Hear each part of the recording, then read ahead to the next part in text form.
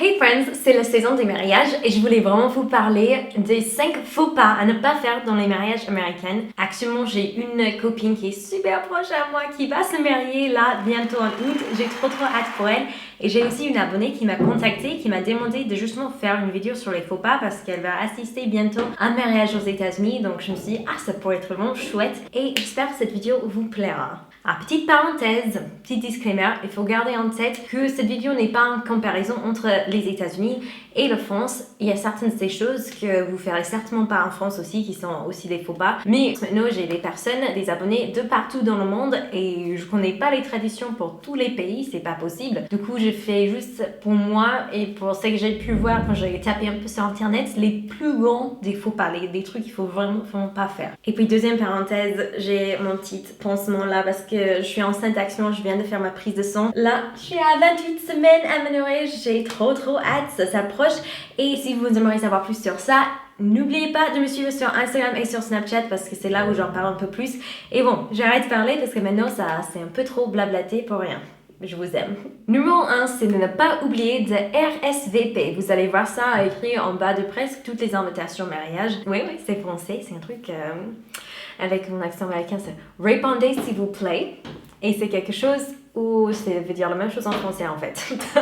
C'est pareil. Du coup, vous savez déjà, si vous voyez ça, c'est super important de justement faire votre rituel, de leur répondre, de leur dire si vous allez arriver ou pas. Et toujours, vous allez RSVP seulement pour les personnes qui étaient invitées officiellement sur l'invitation sur la carte. Parfois, il y a 2 enveloppes ou quoi, mais si la personne, si leur nom n'est pas écrit ou c'est pas impliqué sur l'invitation, sur l'enveloppe, ils ne sont pas invités. Donc, par exemple, si l'invitation, ça veut dire Patricia Bay et famille, je saurais que ça inclut, c'est mon mari et mes enfants qui sont aussi invités. Donc, si ça s'écrit juste Patricia Bay, je sais que c'est que moi qui ai invité et c'est hyper mal poli d'ajouter des personnes en RSVP. Parfois les couples ils ont un budget qui est assez restreint et quand vous ajoutez des personnes qui n'étaient pas invitées, justement ça leur coûte bien plus cher. Ou parfois c'est pas même ça, il veut juste une cérémonie intime avec vraiment que des personnes très proches et c'est juste super mal poli de demander d'ajouter plus de personnes. Vous avez aussi le phénomène, je sais pas si ça arrive en France aussi, si vous êtes une personne célibataire, souvent ça va dire par exemple Patricia Bay plus 1. Et ça veut dire que je peux inviter aussi soit une amie, soit un ami, soit un copain, soit un fiancé ou je sais pas quoi. Mais ça veut dire qu'en plus de moi, j'ai le droit d'amener quelqu'un pour assister le mariage avec moi. Par contre, encore, si ça dit Patricia Bay sur les 2 enveloppes, ça veut dire que j'ai pas le droit d'amener une deuxième personne parce qu'ils ne sont pas invités. Assister sans les cadeaux, c'est un gros faux pas. Souvent, il y a toute une table où on peut aller poser des cadeaux. Après, c'est sûr qu'ils vont pas être là en train de quand vous êtes en train d'arriver, voir qui a donné des cadeaux ou pas. Mais c'est quand même de considérer de très mauvais goût d'arriver avec les mains vides. Au pire, si vous êtes un ami très proche, vous pouvez pas rater le mariage, mais vous n'avez aucun sou, vous êtes vraiment dans une position très difficile. Déjà, si vous êtes assez proche que le marié ou le marié, ils savent votre situation. Vous avez juste à faire une petite carte. Vous pouvez juste remplir une petite carte. Si vous n'avez pas de cadeau même, vous pouvez toujours faire un chèque. Des mariages que j'ai vus en France, je vois moins souvent les tables remplies de grands cadeaux et tout. Je vois plus souvent des chèques en fait. Souvent des gens ils font un chèque. Donc ça c'est une différence mineure, une toute petite différence. Et pour savoir quel cadeau ils s'attendent les mariés ou qu'est-ce qu'ils aimeraient avoir comme cadeau, normalement il y a un sorte de registre sur internet. Ils vont vous donner le lien. Parfois ça va être inclus avec l'invitation où ils sont inscrits et tout et vous pouvez aller commander exactement ce qu'ils veulent. Je sais parfois il y a des gens qui sont un peu gênés. Non mais j'ai pas envie qu'ils me demandent une liste, je préfère donner mon propre cadeau. Mais moi, en tant que personne qui donne les cadeaux, j'adore ça parce que ça me libère l'esprit. Je sais que je suis pas en train de perdre mon argent sur un truc qui va pas leur plaire. Je sais que c'est quelque chose dont ils ont vraiment envie ou vraiment besoin. Et basta, c'est fait. Numéro 3, on n'a pas le droit de se plaindre, sauf pour si les circonstances sont vraiment extrêmes. J'ai dû assister jusqu'à présent peut-être 7 ou 8 mariages en France et c'est très courant, ça fait juste partie, j'ai l'impression d'un peu décortiquer le mariage, dire ah oui mais j'aime bien cet aspect-là là j'aime moins bien. C'est pas forcément mais méchant mais il y a beaucoup de critiques, des gens ils disent comment ils auraient fait pour mieux faire et tout ça.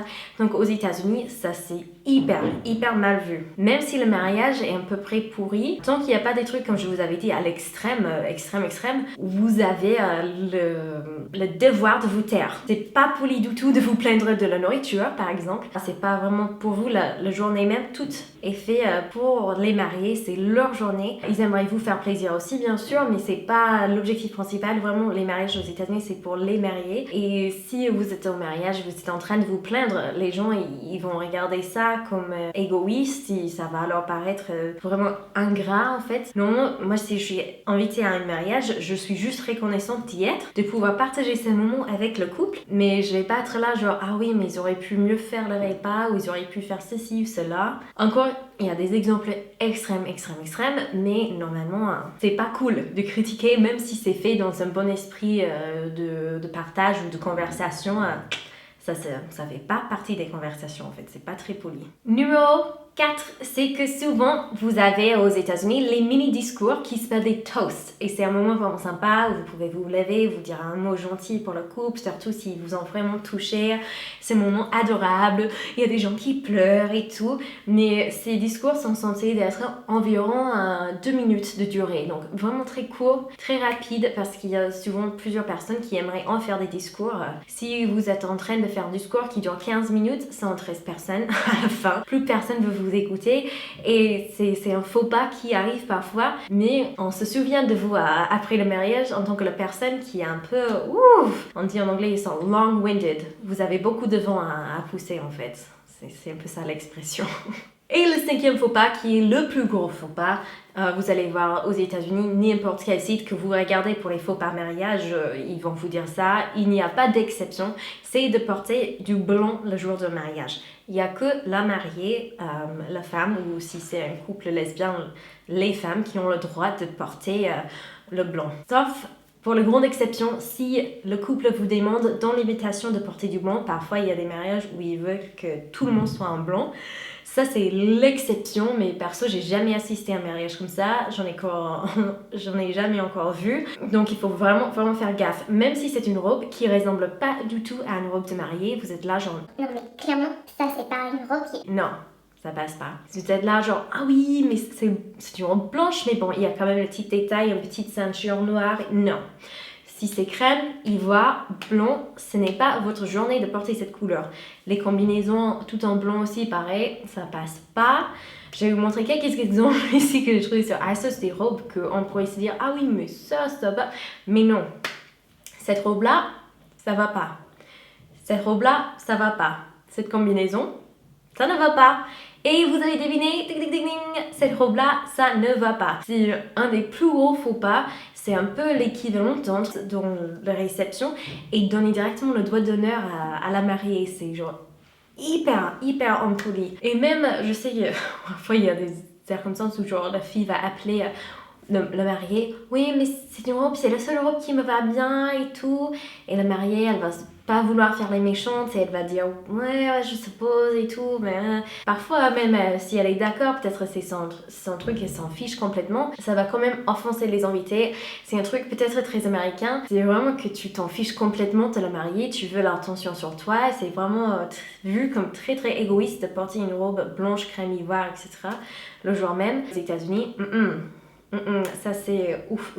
Les gens ils vont s'en souvenir de vous en tant que la personne qui a été assez mal polie, qui a osé de faire ça. C'est à la limite la méchanceté en fait. Ce qui peut paraître bizarre. Maintenant que je suis en train de le raconter, je me dis si quelqu'un vient d'une autre culture, ça pourrait paraître très bizarre. Mais vu que j'ai grandi dans cette culture et je connais cette règle, pour moi c'est genre ça c'est le truc à ne pas faire. J'espère que cette petite vidéo vous aura plu, que ça peut aider quelqu'un. Je vous aime trop fort et j'ai trop hâte de vous revoir dans la prochaine vidéo. N'oubliez pas encore d'aller sur Instagram. En fait, comme je vais approcher les 2 ans de ma chaîne en juillet, plutôt de vous faire un gros concours ou quoi, je vais essayer juste quand je peux de faire des petits concours par-ci par-là cachés sur les réseaux sociaux. Donc allez voir pour tout ça. Je vous aime très fort et j'ai hâte de vous voir dans la prochaine vidéo. Ciao!